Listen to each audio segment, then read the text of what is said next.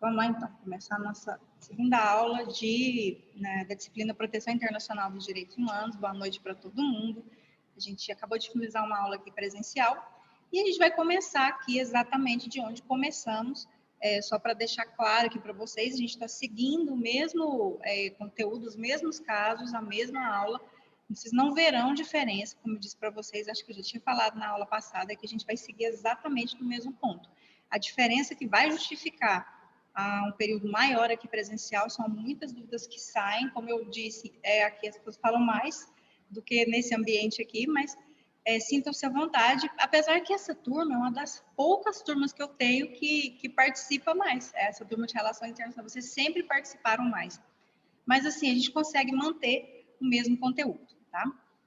Se passar um pouquinho, alguma coisa assim, isso aí dá para ajustar. A matéria de prova vai ser a mesma para todo mundo, vai ser a mesma prova, vocês sabem disso, então a gente tem que organizar para que isso aconteça dessa forma, tá? Bom, pessoal, olha só, vamos fazer rapidinho uma retomada de conteúdo aqui da nossa disciplina para a gente poder compreender mais a nossa discussão da aula de hoje, porque hoje a gente vai falar um pouquinho mais, nós vamos paralisar um pouco essa teoria dos direitos humanos, porque a gente vai fazer agora uma metodologia um pouquinho diferente. Nós vamos começar a estudar a efetiva proteção internacional, algumas regras gerais da proteção internacional dos direitos humanos, de uma forma geral, aquelas regras que vão se aplicar, de uma forma geral, a todos os sistemas de proteção dos direitos humanos, porque existem essas regras que são comuns aos sistemas de proteção dos direitos humanos. É claro que os sistemas, nesse semestre, como a disciplina é Proteção Internacional dos Direitos Humanos, é claro que nós teremos e estudaremos os sistemas especificamente internos, internos que eu digo, o trabalho interno desses sistemas, e aí nós veremos que cada um tem a sua particularidade. Mas a gente tem que compreender como que funciona o sistema de proteção internacional dos direitos humanos. Então, a gente vai fazer uma análise hoje dessas características gerais dos sistemas de proteção internacional dos direitos humanos, e aqui eu vou me referir, por exemplo, ao Sistema Interamericano de Direitos Humanos, ao Sistema Europeu de Direitos Humanos. São regras que se aplicam a todos esses sistemas. Ao próprio Comitê de Direitos Humanos da Organização das Nações Unidas, à Corte Internacional de Justiça, ao Tribunal Penal Internacional, mas com algumas ressalvas que eu vou fazer, porque o Tribunal Penal Internacional ele tem características diferentes, porque ele é um tribunal penal. Então, talvez aqui nas características das reparações a gente vai ver algumas diferenças em relação à natureza das obrigações que são impostas aos Estados quando a gente fala de responsabilidade internacional dos direitos humanos. Só para fazer uma retomada de conteúdo, na aula passada a gente falou um pouco sobre a polissemia conceitual dos direitos humanos, e aí a gente acabou entrando num campo dessa polissemia conceitual. Por que existe essa polissemia conceitual? Essas divergências não chega a ser divergência, na verdade, são vários conceitos que vão se convergir, ao contrário da divergência, de que existe uma proteção da dignidade da pessoa humana. Nisso se converge. O que eu mencionei para vocês é que pode existir aí uma discussão do que seja a dignidade da pessoa humana para cada continente, ou para cada cultura, ou para cada pessoa, e aí nós entramos no campo de uma análise da característica do universalismo dos direitos humanos, do relativismo cultural, dessas duas fontes dos direitos humanos, que são fontes válidas, são fontes que coexistem, são tratadas pelos teóricos universalistas, pelos teóricos relativistas, e um dos grandes problemas que a gente vê quando a gente observa a judicialização de problemas envolvendo a violação de direitos humanos em organismos internacionais, em tribunais internacionais, na própria Comissão Interamericana de Direitos Humanos, quando a gente vê essas situações, é porque certamente houve um choque, primeiro porque houve violação de direitos humanos dentro de um determinado Estado, e houve uma omissão do Estado, seja por culpa ou por intenção mesmo de não querer responsabilizar as pessoas que cometeram direitos humanos, e isso acaba se tornando uma ação internacional dentro de algum sistema internacional de direitos humanos. Bom, E vimos na aula passada também analisamos um pouco primeiro essa influência do universalismo e do relativismo cultural, estudamos um pouco da gramática dos direitos humanos, existe uma língua, os direitos humanos, a própria proteção internacional dos direitos humanos tem uma linguagem própria, mas existe uma comunicação própria dentro do sistema de direitos humanos, essa gramática que a gente que nós vamos nos habituar durante o estudo dos direitos humanos e especificamente da proteção internacional dos direitos humanos, que na minha concepção tem mais um viés processualístico mesmo, né? Como que é o funcionamento de uma ação, de um processo, né? No âmbito de um organismo internacional, como que é o trâmite desse processo, como que um caso é julgado, qual a característica dessas obrigações, isso a gente vai estudar em relação a cada órgão de proteção aos direitos humanos. Mas, falando um pouco agora da responsabilidade internacional dos direitos humanos, e aí a gente vem com aquela primeira pergunta, o que é uma responsabilidade internacional dos direitos humanos? Como que a gente pode definir a responsabilidade internacional dos direitos humanos? Vamos lá. A primeira grande premissa que a gente tem que ter, que é o primeiro raciocínio que a gente tem que fazer, são dois. O primeiro existe uma característica. Vamos pegar o conceito primeiro. Responsabilidade internacional do Estado. Primeiro ponto, responsabilidade internacional.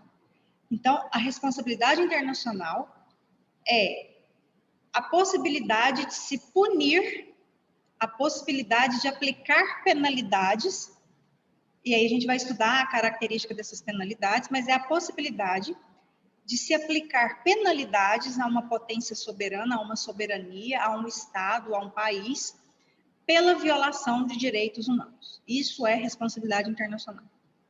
Por isso que a gente fala, e por que a gente fala do Estado? No sistema internacional de proteção aos direitos humanos, dos direitos humanos, os réus dessa ação internacional sempre serão os Estados, sempre serão as potências soberanas, as soberanias. Com exceção do Tribunal Penal Internacional, que é penal, então dificilmente nós veremos aí uma pena, por exemplo, privativa de liberdade, prisão, contra um Estado. Como é que prende o Estado? Não vai prender o governante. Aí já seria a pessoa, que é o caso do Tribunal Penal Internacional. Os réus no TPI são pessoas, para poderem receber as penas. Nos sistemas de proteção aos direitos humanos, e a gente vai ver vários sistemas de proteção aos direitos humanos, a regra é que os réus são os Estados. Então, nós temos aqui, por isso que se chama responsabilidade internacional do Estado, essa possibilidade de se penalizar, aplicar penalidades a um Estado por uma violação ou por um conjunto de violação de direitos humanos em um determinado caso. Eu vou usar o mesmo exemplo que eu usei aqui na sala de aula, que eu não sei se vocês vão se lembrar desse fato que aconteceu no Rio de Janeiro, a chacina da Candelária, por exemplo. Nós temos ali uma situação de moradores de rua que tinham o hábito de dormir em volta de uma igreja, a Candelária, por isso que chama chacina da Candelária, e aí, em uma determinada noite, um grupo de pessoas foi lá e saiu atirando em todo mundo e matou muita gente que estava dormindo ali. Então, nós temos aí um crime que aconteceu. Tá. Ficou comprovado depois na ação internacional, não no âmbito interno. Na ação internacional ficou comprovado o envolvimento de alguns policiais na chacina da Candelária. Por que eu estou utilizando esse exemplo? Observem bem. Esse caso foi um caso que não teve uma solução interna. É um caso que foi engavetado, é um caso que ninguém quis tocar para frente em razão de pessoas que estavam envolvidas nesse problema envolvendo a chacina da Candelária. Então, o negócio foi meio que engavetado, vocês já conhecem muitos casos assim. Enfim. Que ponto que eu estou querendo chegar na responsabilidade internacional do Estado a partir dessa situação prática? Quando a gente estuda o conceito, essa possibilidade de punir o Estado, porque observem que em nenhum momento eu falei que vai punir a pessoa que praticou. Não na responsabilidade internacional do Estado, porque aqui a gente tem que fazer uma separação. Eu tenho uma responsabilização interna dentro do Brasil, isso é dentro de qualquer estado, existem os mecanismos, né, de poder se responsabilizar uma pessoa. Então, que mecanismos seriam esses? Por exemplo, dentro da estrutura do Poder Executivo, nós temos a Secretaria de Segurança Pública ou o Ministério da Justiça, que tem as polícias. Então, tem as delegacias de polícia que existem para fazer as investigações. Nós temos o Ministério Público, que é um órgão né, de natureza constitucional, que é dividido por áreas para fazer as acusações, por exemplo, por meio dos promotores ou promotoras de justiça. Nós temos um poder judiciário que é organizado de acordo com as instâncias. Então, eu tenho vara civil, tenho vara criminal. Por exemplo, quando um ato desse acontece, um ato ilícito desse acontece, isso é um ilícito tanto penal como civil. Então, por exemplo, as pessoas que praticaram esse crime, elas têm que ser punidas e receber uma pena. O que se espera que aconteça é isso dentro de um país, dentro de um estado.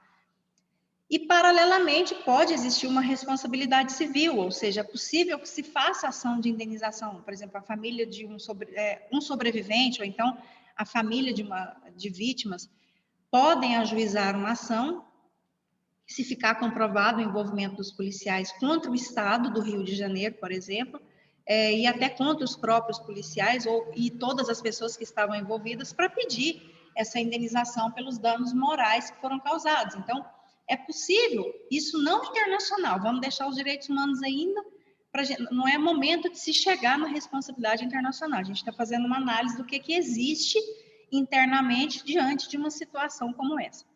Então, é possível se ter uma responsabilidade penal, é possível se ter uma responsabilidade civil com as reparações de danos, e existe a estrutura dentro do Brasil para que isso aconteça. O que se espera é que essas estruturas funcionem, é isso que a gente espera.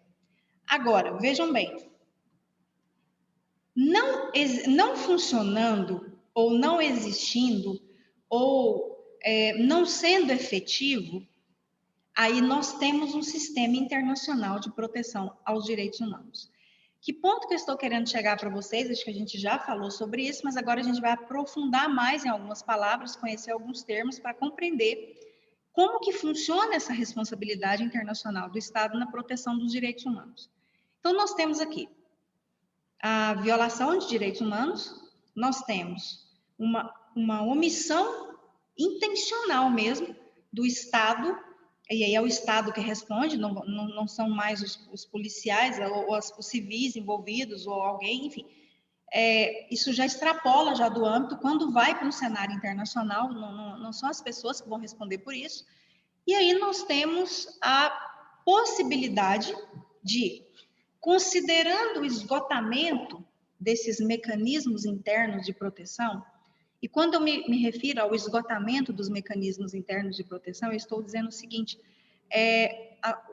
os meios que existem dentro do país não foram efetivos, eles não foram eficazes na efetiva punição, seja de natureza penal, seja de natureza civil, dessas pessoas envolvidas nesse crime, nesse ilícito civil e nesse contexto de violação dos direitos humanos. Então, não teve resultado o negócio dentro do Brasil.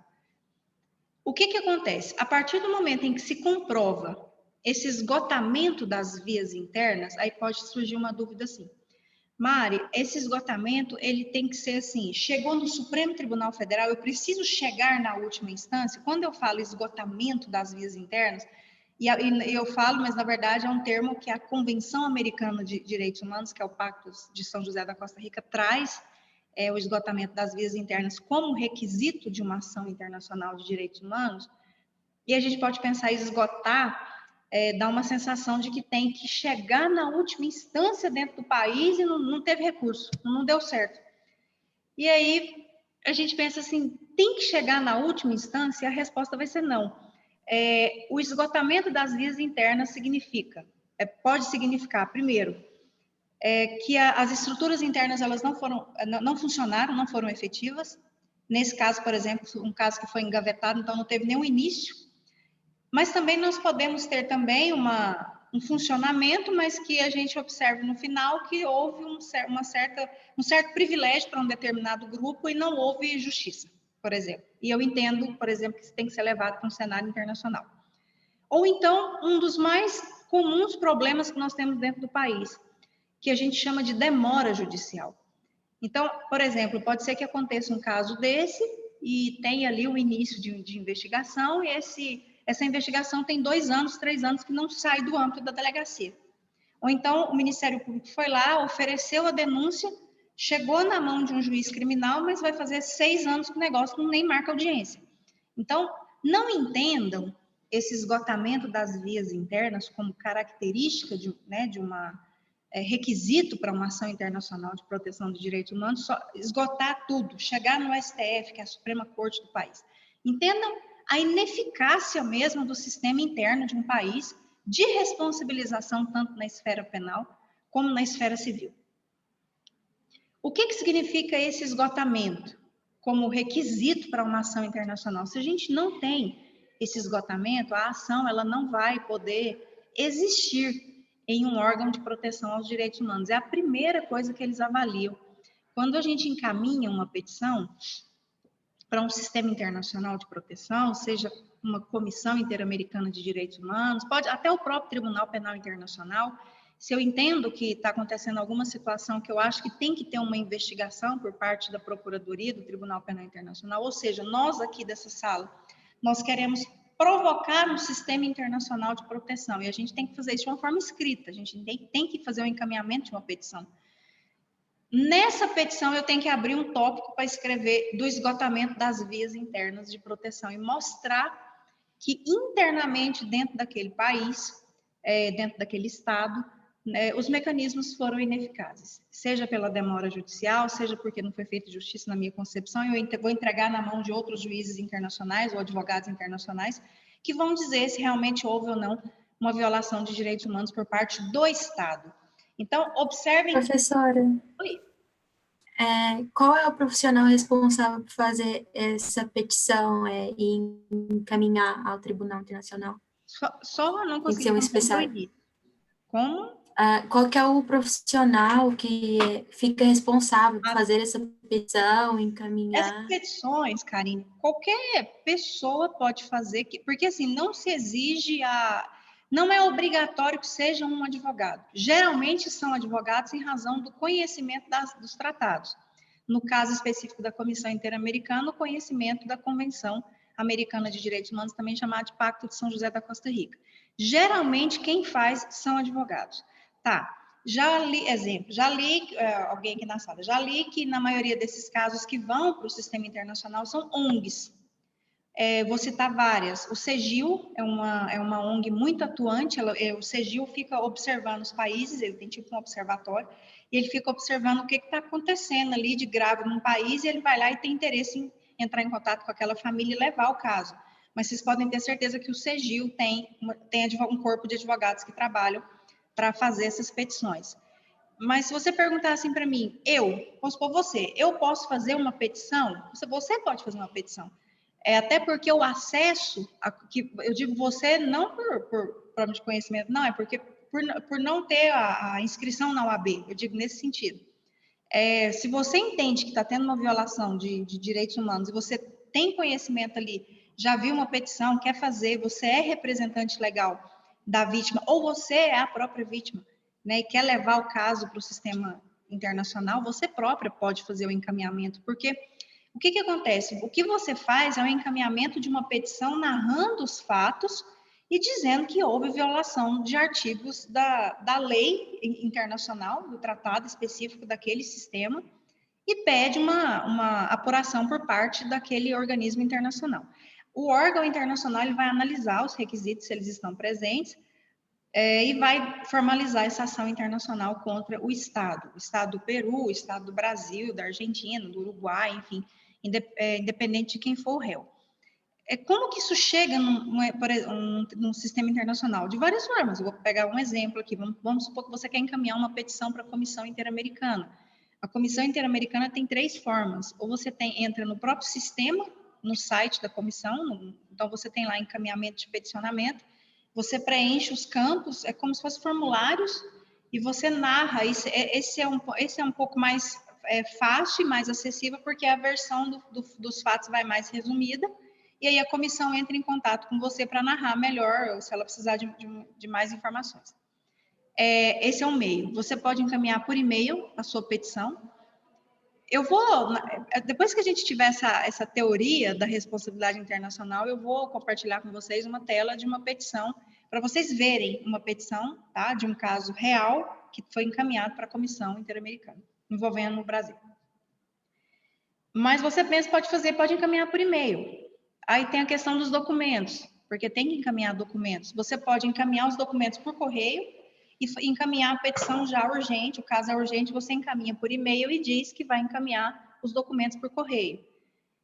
Ou você vai lá em Washington. Ou então você encaminha tudo por correio para a comissão fica em Washington, ou você vai lá no país e leva diretamente. Vamos supor que você tem uma viagem marcada para os Estados Unidos. E aí, eu já vi acontecer isso muito. E aí você mesmo se organiza, não, já que eu vou lá no país, quero ir em Washington e eu mesmo quero fazer a entrega disso lá. Isso é possível acontecer, tá? Então, qualquer pessoa pode fazer uma petição. Na verdade, a gente chama de denúncia. É tipo uma denúncia mesmo de problemas envolvendo direitos humanos que a comissão...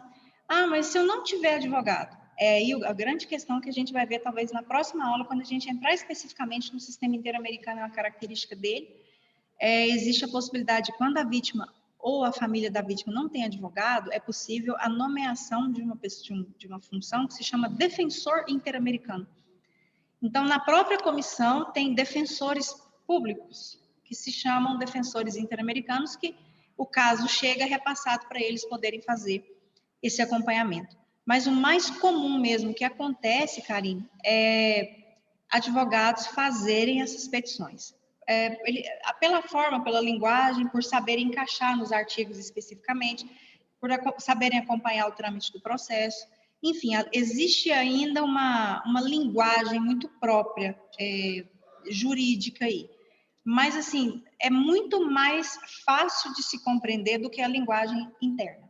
A linguagem jurídica brasileira, por exemplo, ela é muito mais complexa. Não sei se vocês convivem, ou se alguém já fez direito aqui nessa sala, ou se fazem direito ao mesmo tempo, relações internacionais e direito, ou convivem com alguém da área do direito, conhecem alguém da área do direito, vocês podem perceber que às vezes as pessoas começam a falar umas coisas que parecem não ter sentido.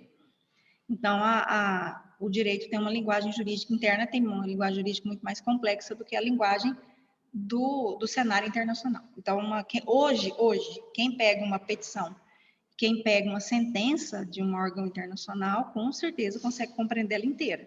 Às vezes, se a gente pegar uma sentença da vara criminal, vara civil daqui, talvez as pessoas vão ter dificuldade em compreender a linguagem. Então, a linguagem no cenário internacional, ela é mais acessível, tá? Se você tiver interesse em encaminhar alguma coisa, ou sabe de casos que quer encaminhar, você me avisa que eu te encaminho um modelo para você ver e te passa aí algumas informações para você própria, se você quiser poder encaminhar isso para algum órgão e tem que saber qual órgão também. Qual que vai ser especificamente o órgão de proteção, vai depender do caso, tá?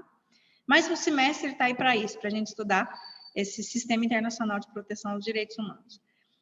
O que eu estava dizendo em relação ao esgotamento das vias internas é o seguinte: existe a característica da subsidiariedade. Quando a gente fala assim, o que é a característica da subsidiariedade na responsabilidade internacional dos direitos humanos?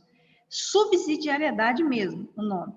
Significa que, a partir do momento que houve uma violação de direitos humanos, eu não posso imediatamente pegar o caso e mandar para o cenário, para algum órgão internacional de direitos humanos. Eu tenho que comprovar que os mecanismos internos eles foram ineficazes para poder levar o caso para o cenário internacional. É assim que funciona. Se acontece uma violação de direitos humanos, eu já levo o caso para a Comissão Interamericana, para o Tribunal Penal Internacional, algum órgão, Comitê de Direitos Humanos da ONU, a minha petição ela vai ser indeferida, porque não preenche o requisito do esgotamento das vias internas. Então, a gente nunca vai ter uma lei que diga o seguinte: você pode levar o caso imediatamente ao sistema internacional, à ONU, ou à Corte X, ou ao TPI, ou à Organização dos Estados Americanos, porque isso violaria a soberania do país. Então, daqui a gente parte para aquela análise que a gente sempre faz dos sistemas internacionais de proteção. O direito internacional tem essa regra, né? Que é o princípio do consentimento.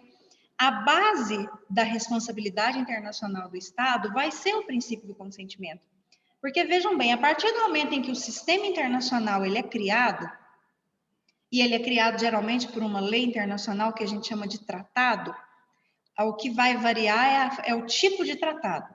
Se vai ser uma convenção, se vai ser um pacto, se vai ser um protocolo, que lei que é essa? Então, nós temos uma lei internacional que cria um sistema internacional de proteção.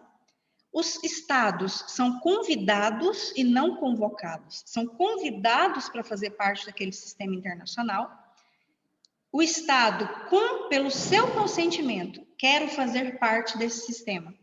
Ele inicia o processo que se chama processo de ratificação. Não se preocupem, porque vocês vão estudar o processo de ratificação na disciplina de Direito Internacional, mas é o trâmite processual para um país fazer parte de um sistema internacional. E a partir do momento em que houve a ratificação, ou seja, o Estado faz parte daquele sistema internacional de proteção dos direitos humanos, todos aqueles órgãos e aqueles tratados que compõem o sistema, eles passam a ter força obrigatória dentro do país. Então, essa é a lógica do sistema internacional de proteção, e especificamente nessa disciplina dos direitos humanos. O sistema é criado, geralmente por um tipo de tratado. Esse tratado cria o sistema, que é composto pela própria tratada, né? É a lei do sistema, por tribunais, por exemplo, Corte Europeia de Direitos Humanos, lá no sistema europeu, a Comissão Interamericana de Direitos Humanos e a Corte Interamericana de Direitos Humanos no sistema interamericano. Tudo isso foi criado pela Convenção Americana de Direitos Humanos. E aí, os países ratificam e tudo isso passa a ter força obrigatória dentro do país. Nós chamamos isso de processo de ratificação. Então, a título de, só para vocês anotarem, o Brasil ratificou o sistema, a Convenção Americana de Direitos Humanos, que é a mesma coisa que o Pacto de São José da Costa Rica, no ano de 1992. A convenção é da década de 60, o Brasil demorou um pouquinho para ratificar o Pacto de São José da Costa Rica, mas o Pacto de São José da Costa Rica, ou seja, a Convenção Americana de Direitos Humanos, tem força obrigatória dentro do país, dentro do Brasil, e de todos os países que fazem parte do sistema interamericano. E a gente sabe que quem só não faz parte do sistema interamericano é os Estados Unidos, são os Estados Unidos e a Venezuela. Então, isso significa que nós só podemos processar estados que fazem parte do sistema internacional de proteção. Esses estados que não fazem parte, eles não podem ser réus de uma ação internacional.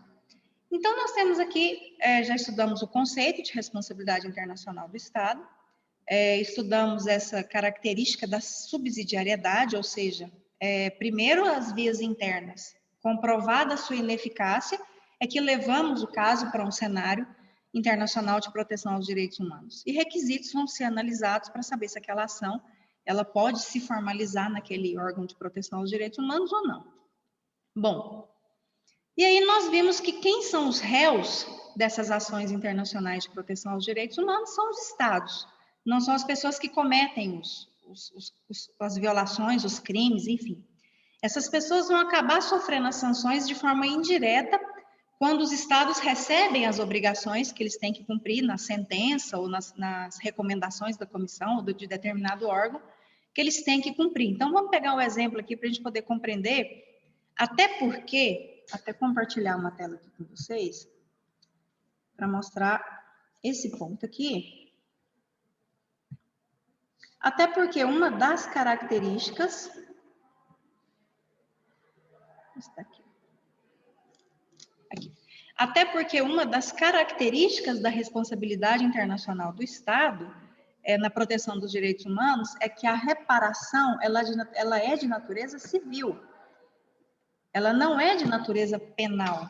Então, quando eu tenho uma violação de direitos humanos, isso pode até envolver crime, como, por exemplo, o caso da chacina da Candelária. Então, vamos pegar esse exemplo para a gente poder compreender como que, a partir de violação, que tem até crime, a As sanções, a responsabilização que vai vir lá no sistema internacional, ela não vai ter natureza penal, ela vai ter natureza civil, porque o réu é um Estado, o réu não é uma pessoa. Então, não tem como aplicar pena para o Estado. As responsabilidades penais vão vir diretamente. Agora, vamos compreender como que isso vai acontecer. Vamos pegar o caso lá da chacina da Candelária. Algumas pessoas envolvidas ali naquele crime foram lá e atiraram e mataram várias pessoas. Isso é crime. Tá. Isso é ilícito civil, isso é ilícito penal. Não teve eficácia internamente para punir quem cometeu aquilo. Ok. Muitos anos se passaram. Tá. Uma ONG ou família de vítima ou sobrevivente, vítima, vai lá e leva o caso para a Comissão Interamericana de Direitos Humanos e consegue comprovar todos os requisitos. Não teve eficácia, teve um conjunto de violação de direitos humanos, direito à vida, a omissão no dever de investigação do Estado, tem um conjunto aqui de violação de direitos humanos. Faz uma petição e encaminha. O que acontece? Chega lá, a comissão, são 7 advogados que compõem a comissão, não se preocupem com essas informações, porque a gente ainda vai estudar o sistema, o funcionamento do sistema, mas assim, na comissão são advogados, na corte são juízes. Juízes, corte, sempre. Tribunais são juízes. Nas comissões são advogados. 7 advogados, chega lá na mão de um. Aí ele vai lá, analisa, vê, não, realmente isso aqui, houve uma omissão muito grave lá no Brasil em relação a isso. Estou dizendo um caso que foi julgado lá na comissão. Houve uma omissão muito grave, muitas pessoas morreram na chacina da Candelária, e não teve investigação nenhuma, ninguém foi responsabilizado, assim como aconteceu no caso da Boate Kiss, que também está lá na Comissão Interamericana de Direitos Humanos, aquela tragédia, assim como aconteceu naquele caso dos trabalhadores da fábrica de fogos lá em Santo Antônio, Bom Jesus, na Bahia, em que 64 pessoas morreram numa explosão com fogos de artifício, porque estavam em condições terríveis de trabalho. E o Brasil foi condenado em outubro do ano passado, foi bem recente, a gente estava na época de aula mesmo, estava esperando só chegar a decisão para confirmar a decisão no Brasil. Mas no final de outubro, essa sentença contra o Brasil já tinha saído. Então, são situações envolvendo muitas mortes aí, mas um exemplo.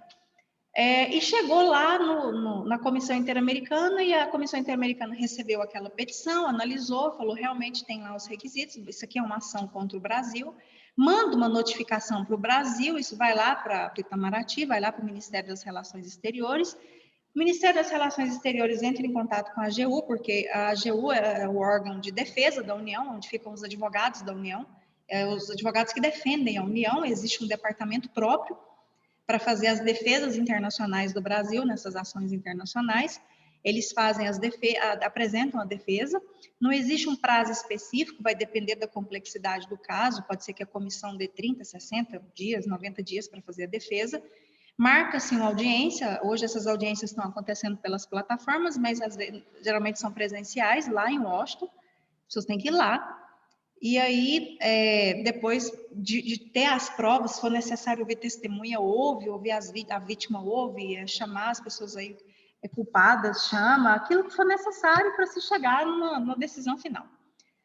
Chegou na decisão final, suponhamos que a comissão entendeu que o Estado brasileiro violou artigos da Convenção Americana de Direitos Humanos, violou direitos humanos, e aí ele vai recomendar, a comissão recomenda, tá? E corte condena. A gente vai compreender isso melhor na aula do sistema interamericano. Mas vem as obrigações para o Brasil. E lá aparece assim, que o Estado brasileiro violou os artigos tal, devendo, 2 pontos. Indenizar as vítimas sobreviventes e as famílias das vítimas no valor e joga um valor. $200 mil ou converte em real, vai depender muito do advogado que estiver trabalhando, pode ser na moeda do país ou pode ser em dólar, mas depois faz a conversão quando for fazer o pagamento da indenização para a vítima. Ou então ele vai falar assim, além dessa indenização, ele vai colocar assim lá na decisão.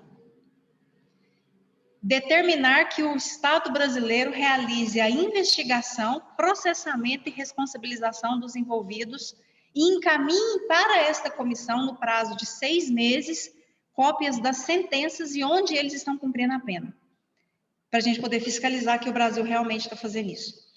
Observem que são obrigações, que tem nessas decisões? Não tem nada mandando prender de natureza penal o réu, que é o Estado. Na verdade, são obrigações de natureza civil que o Estado tem que adotar internamente. Por isso que a gente vê que a reparação na proteção do Sistema Internacional de Direitos Humanos não é penal. Ele é civil, com exceção do Tribunal Penal Internacional, mas vamos deixar ele de canto um pouquinho. As reparações, as obrigações são de natureza civil. São indenizações para pagar, são reparações em dinheiro, que é a condenação mais comum que aparece, são as indenizações para os estados pagarem para as vítimas ou famílias de vítimas e obrigações que devem ser cumpridas. Você vai investigar, você vai mandar processar, você vai verificar onde é que está cumprindo a pena, vai encaminhar para nós um relatório. No caso Maria da Penha, você vai, Brasil, indenizar Maria da Penha e vai criar uma lei que previna de uma forma mais efetiva ou que traga maiores penalidades para quem causar a violência doméstica, por exemplo, que foi quando surgiu a Lei Maria da Penha.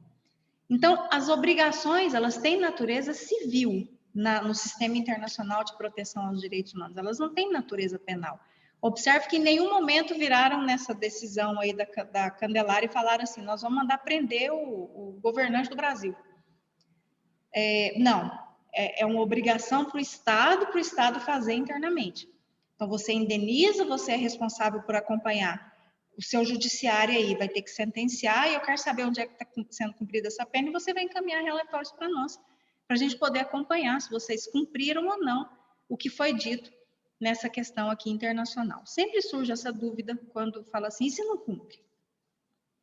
E se tem lá 1000 obrigações para o Estado X cumprir, não cumpre? Tá, nós temos duas situações. Quando é obrigação de indenizar, pagar dinheiro, né, pagar valores, tá fácil de resolver.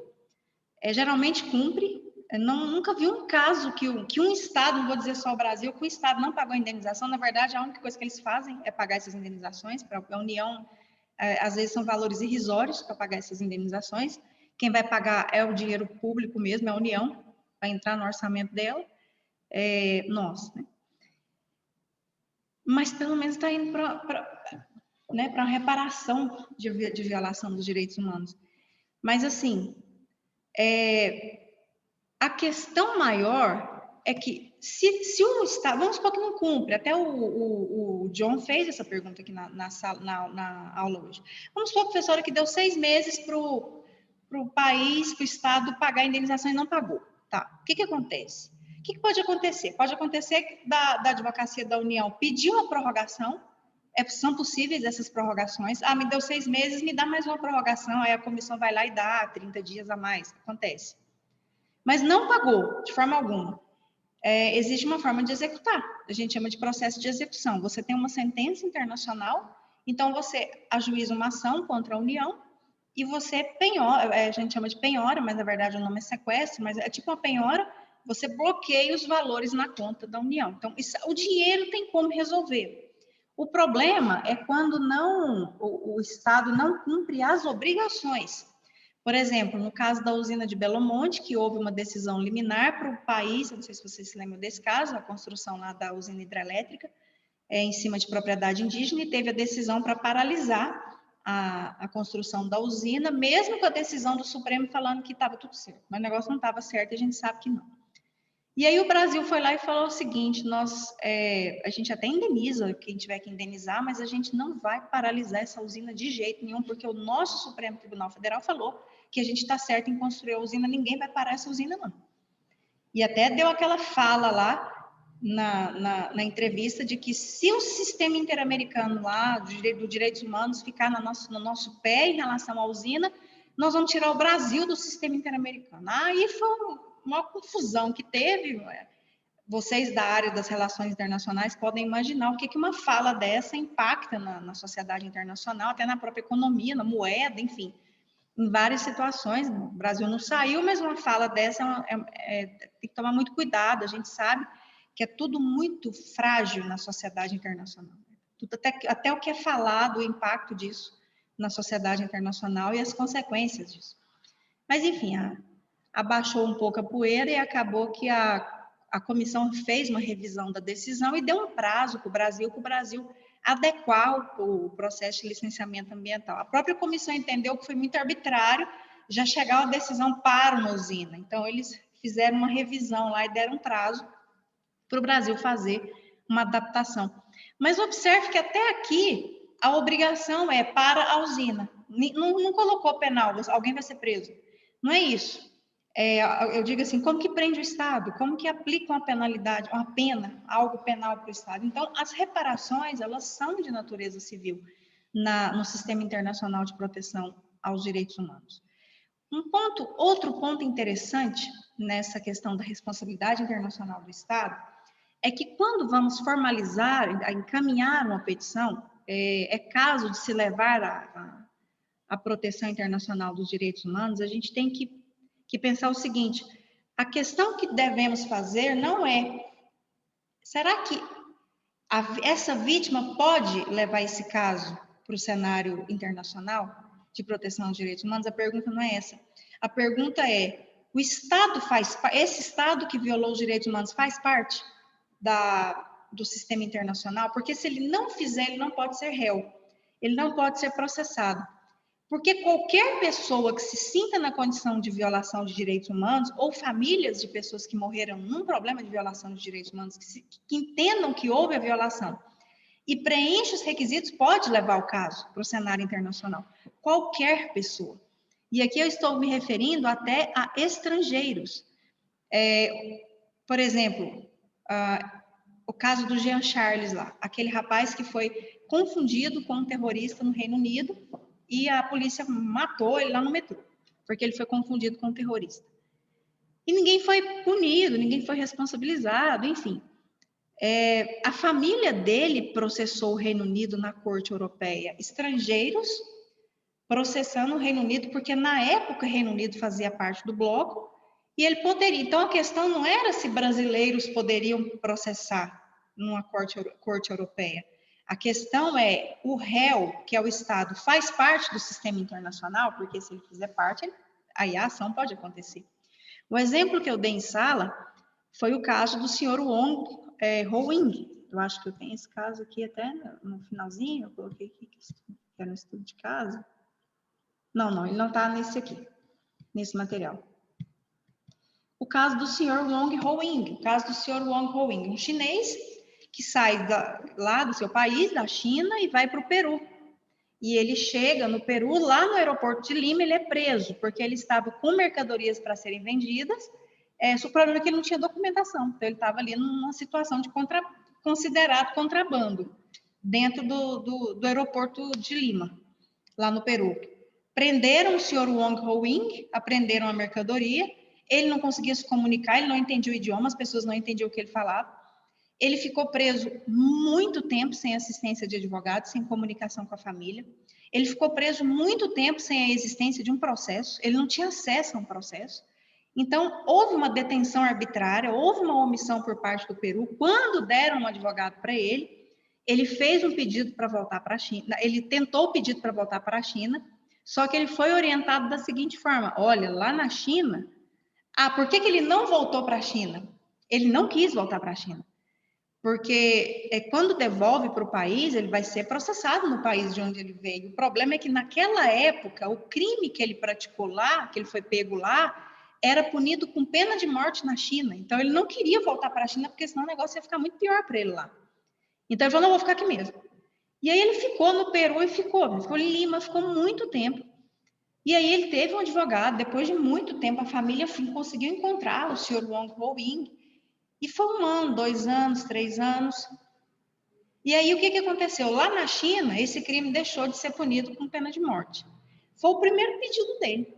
Como o negócio não andava, o processo dele não andava, ele já estava aquele tempo todo preso, ele falou, não, eu vou responder lá na China, então, perto da minha família. E ele fez um pedido para voltar para a China via advogado. O que fizeram com o pedido do Sr. Wong Ho-Wing? Engavetaram o pedido dele. Ninguém analisava o pedido dele. E ele ficou preso, e o processo dele não movimentava, e ele não voltava para a China, virou uma confusão, e já tinha mais, acho que 4 anos que ele já estava nessa situação. Aí o advogado tomou a providência, pegou o caso dele, e encaminhou para a Comissão Interamericana de Direitos Humanos. É o exemplo mais claro que a gente tem no sistema interamericano de um estrangeiro que utilizou um sistema interamericano para processar o Estado. A pergunta que tem que ser feita é: o senhor Wong Ho-wing, que é um estrangeiro dentro do Peru, ele poderia fazer isso? Ele pode, qualquer pessoa pode fazer. A questão não é essa. A questão é: o Peru pode ser processado? Porque aí a questão é: ele faz parte do sistema? Faz. Ele faz parte do sistema, então ele pode ser processado. A questão é o réu. A gente tem que verificar se o Estado faz parte do sistema para ele ser processado. Não é a nacionalidade da vítima. O que aconteceu nesse processo? O advogado conseguiu uma liminar na comissão para o Peru liberar o senhor Wong Ho-wing para voltar para a China, não para ficar sem a punição, mas para ser processado na China. E ele voltou para a China depois de uma decisão da Comissão Interamericana e o processo seguiu contra o Peru. E o Peru foi condenado por violação de direitos humanos, né, de detenção arbitrária, violação do direito de defesa da vítima, a indenizar o senhor Wong Ho-wing por todo esse tempo sem uma... Ele não tinha uma sentença, né? Se ele tivesse pelo menos preso cumprindo uma sentença, não. Ele ficou lá com o processo parado. Foi isso que aconteceu, detenções arbitrárias. E aí houve uma indenização, uma reparação de natureza civil para o senhor Wong Ho-wing, que recebeu essa indenização do Estado do Peru. Então, é um exemplo muito claro que a gente vê em relação a isso. Ainda na responsabilidade internacional do Estado, pessoal, existem dois tipos de responsabilidade. A responsabilidade objetiva e a responsabilidade subjetiva. A responsabilidade objetiva, como o próprio nome está aqui, ó, natureza jurídica da responsabilidade internacional. Então, tem a teoria subjetivista, que é a mesma coisa que responsabilidade subjetiva, e a doutrina objetivista, que é a mesma coisa que responsabilidade objetiva. Qual que é a diferença entre a responsabilidade da subjetivista ou subjetiva e a objetivista ou objetiva? A principal diferença é que, apesar de estar escrito dessa forma, mas para vocês compreenderem a forma que está escrito, a vítima, na responsabilidade objetiva, na ação dela, ela tem que comprovar o quê? Apresentar o quê? A conduta, o que aconteceu e o resultado, o ilícito que foi praticado. É isso que ela tem que apresentar, que foi praticado pelo Estado. Isso na objetiva. Na subjetiva, ela tem que provar mais coisa. Ela tem que provar que aconteceu o fato. Ela tem que provar que houve a intenção do Estado, ou pelo menos uma culpa. O dolo significa intenção.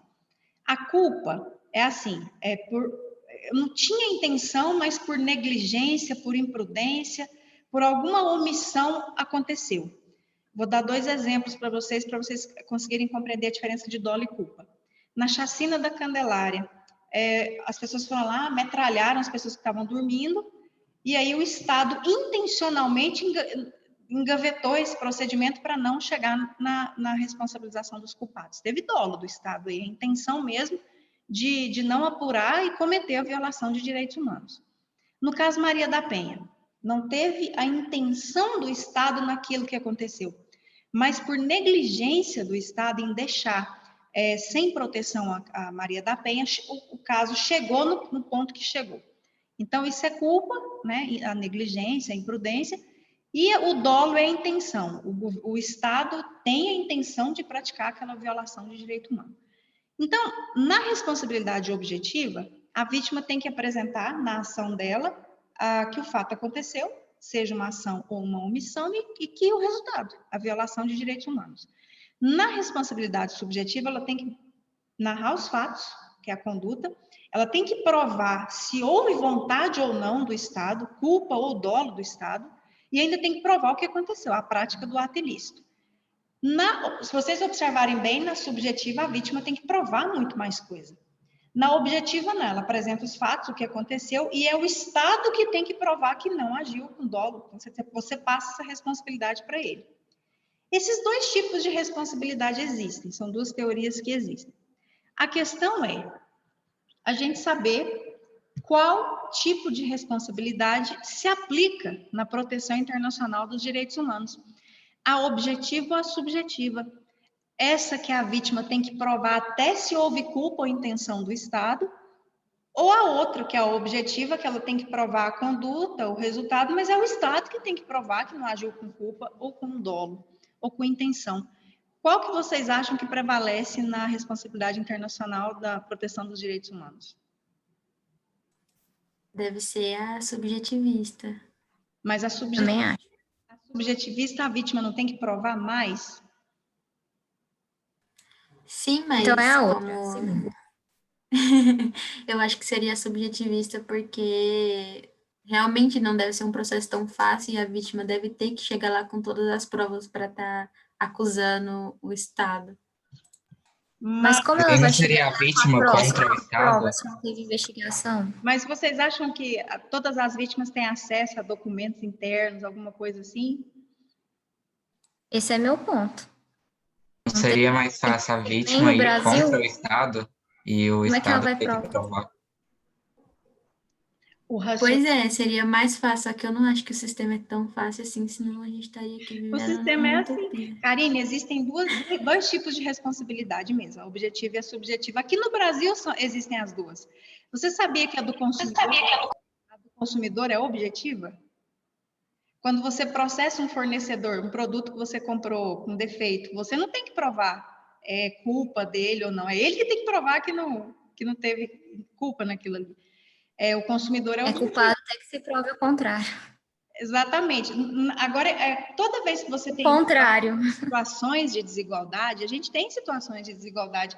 Quem é a vítima perto do Estado, em termos de estrutura? A vítima está aqui, ó, coitada. Ela não tem acesso a todas as informações aqui. Se ela fosse depender disso, talvez ela não entraria com a ação.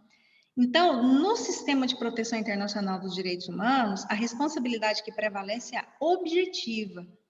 Exatamente pelo fato de que a vítima, né, às vezes ela não tem acesso a todas as provas necessárias para poder provar mesmo uma intenção, uma culpa, um dolo por parte do Estado. Cabe ao Estado, na defesa dele, apresentar que ele não agiu com culpa ou com dolo para tirar essa responsabilização dele, porque ele vai ter uma estrutura muito mais organizada. Se a gente atribui a responsabilidade subjetiva para a vítima, ela vai continuar nessa situação de desigualdade, que pode não entrar com a ação contra o Estado, porque ela não tem elementos suficientes. Então, prevalece a responsabilidade objetiva na proteção internacional dos direitos humanos, tá? Eu gosto de apresentar as duas, porque as duas existem, mas em termos de proteção internacional dos direitos humanos é a responsabilidade objetiva, é aquela em que a vítima apresenta a conduta, a vítima apresenta as violações, mas é o Estado que tem que provar que não teve culpa ou intenção, ou dolo, ou negligência naquilo ali. Se ele não conseguir provar, ele vai ser condenado. É isso que vai acontecer, tá bom? Karine, conseguiu compreender? Consegui, sim. Conseguiu? Gente, alguma dúvida?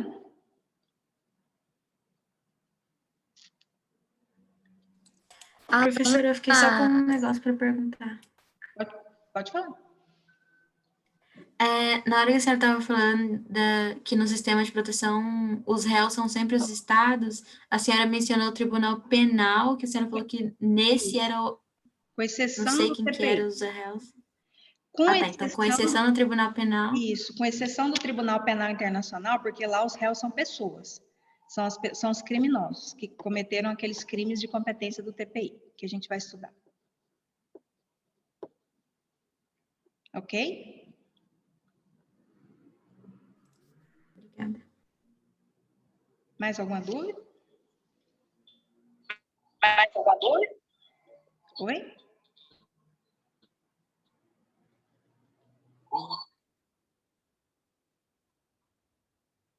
Guilherme, tem alguma dúvida?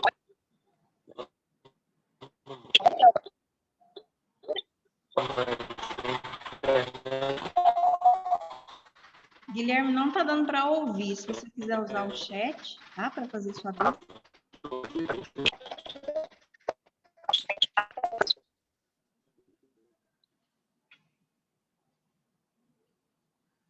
Vamos ver se o Guilherme pode ser que ele vai digitar alguma dúvida aqui. Vamos ver, tá? Vamos aguardar só um minutinho.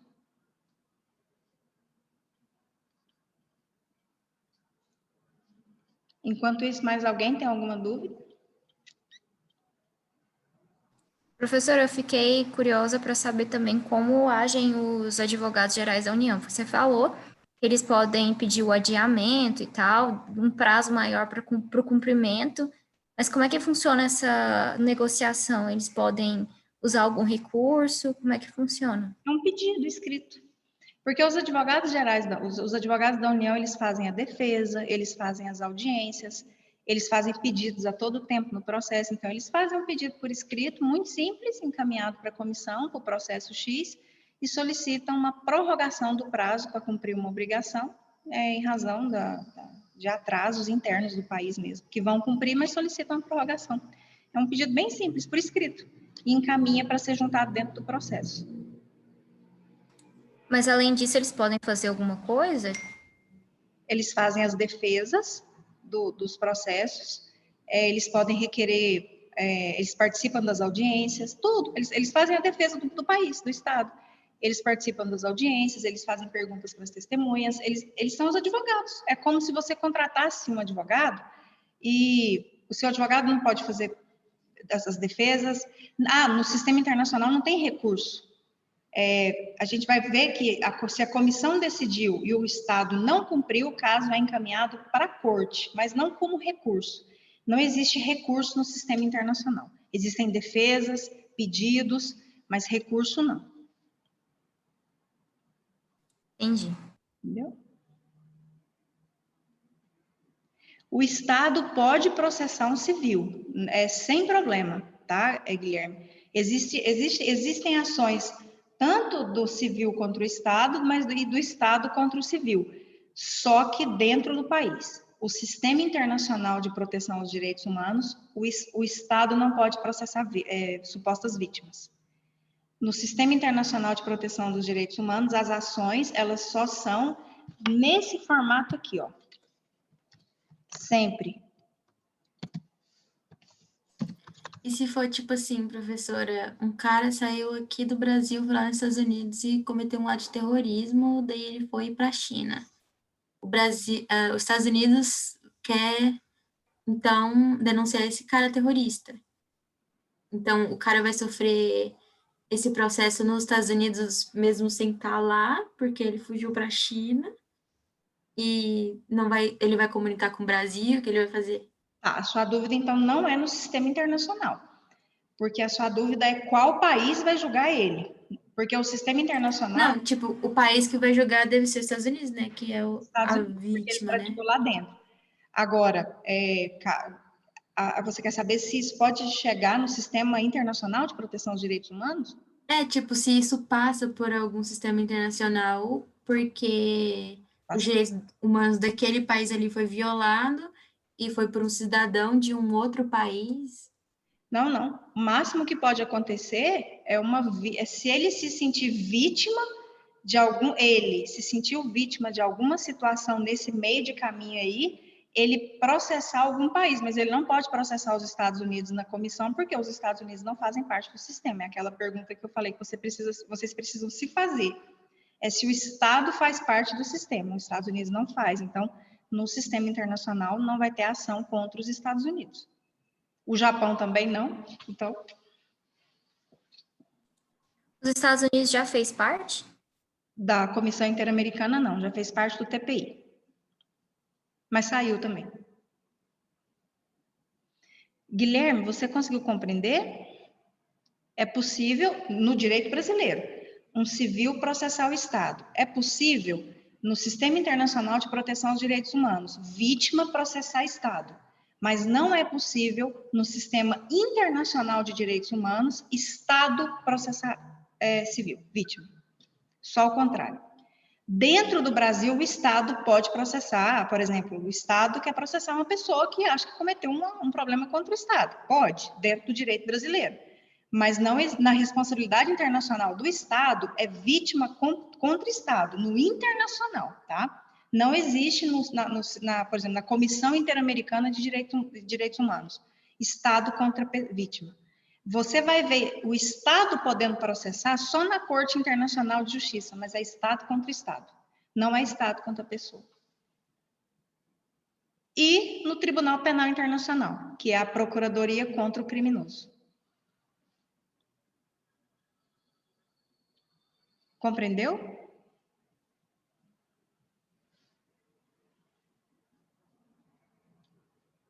Guilherme?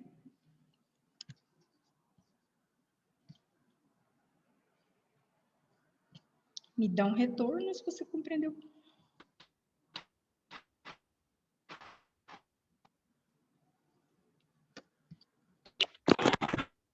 Sim.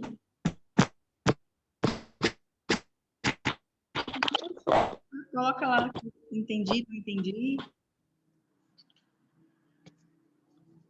Vamos aguardar um pouquinho, gente. Deixa ele dar um retorno aqui, tá?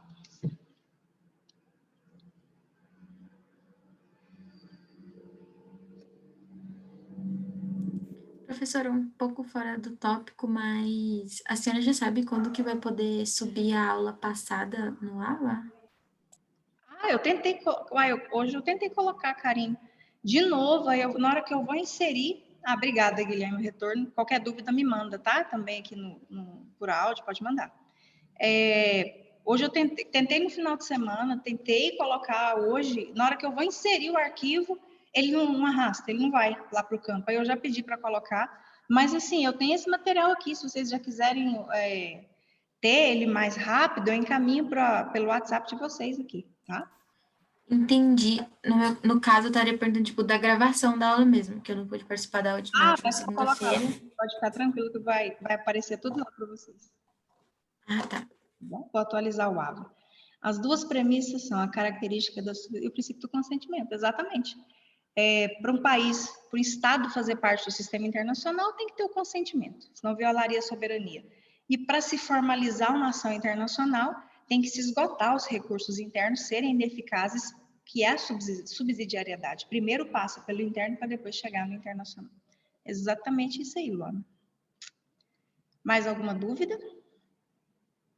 Professora, tem uma pergunta, mas é um pouco, tipo, fora do tema, assim, é só mais por curiosidade, porque a senhora trabalha com direitos humanos, né? Tipo, por exemplo, se acontece alguma violação dos direitos humanos em águas internacionais, tipo, águas onde não é de ninguém, quem se responsabiliza? Não é de ninguém. Não é de ninguém, não pertence a nenhum país, a ninguém. Quem se responsabiliza por isso? Vai depender da vítima. O problema é que tipo de violação que aconteceu. Eu vou te dar um exemplo. Uma morte, alguém matou outra pessoa em águas internacionais, tipo, um lugar onde não é de ninguém. Tá, e aí, de onde é a pessoa que matou? Sei, supõe da Itália, por exemplo, sei lá. Vai ser Itália. Aconteceu no caso lá dos refugiados. Se eu não me engano, teve um grupo de refugiados que foi pego num local em alto mar, não tinha essa divisão. E aí, quem fez a abordagem deles e encaminhou para outro lugar foi a Itália. E a Itália acabou sendo responsabilizada no Tribunal Internacional.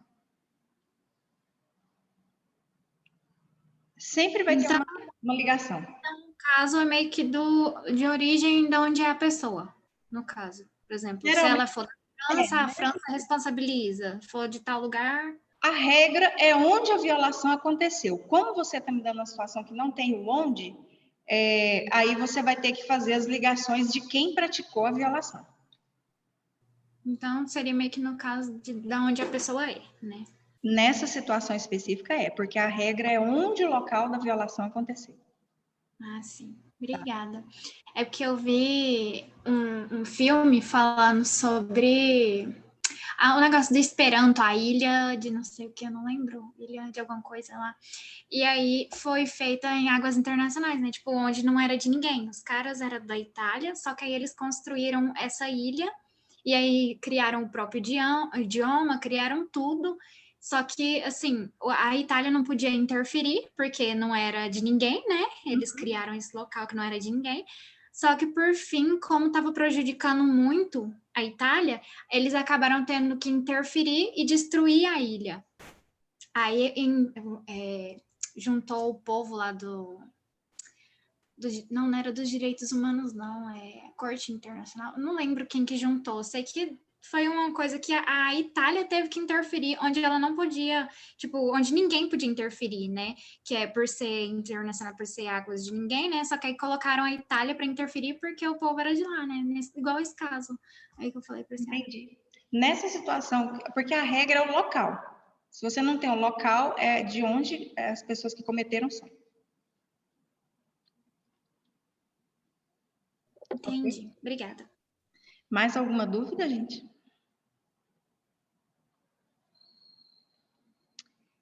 Então é isso. Pessoal, boa noite.